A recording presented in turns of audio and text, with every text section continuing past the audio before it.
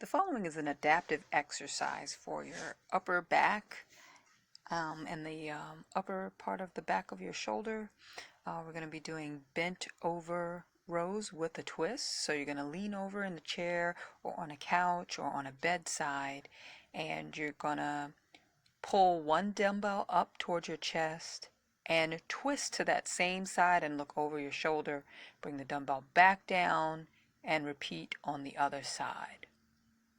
There are two movements, but you want to try to do them smoothly together. So you're pulling up or rowing up towards your chest and turning, twisting at the same time. Thanks so much for watching. Please like, share, and subscribe for more adaptive exercises.